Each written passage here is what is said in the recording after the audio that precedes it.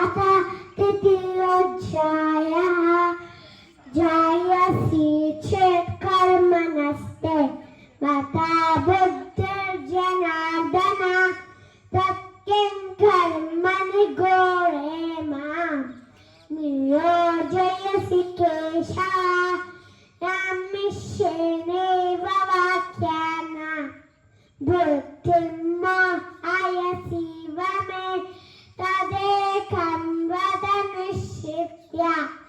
येन श्रेयोऽहमाप्नुयाम्। श्रीभगवानुवाच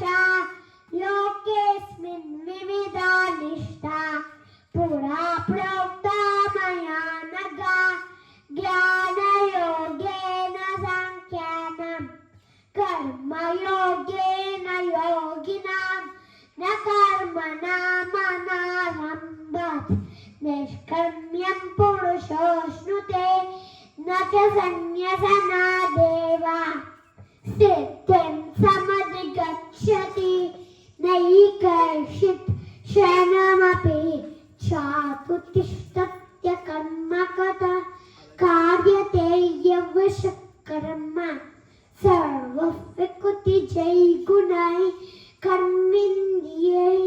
कर्मेन्द्रियाणि संयम्य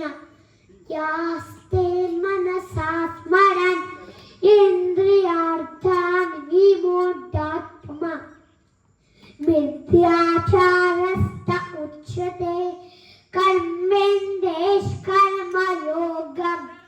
असक्तः स विशिष्यते नियतं कुरु कर्म त्वं कर्मज्यायो ह्यकर्मणः शरीररात्रापि च ते न प्रसिद्ध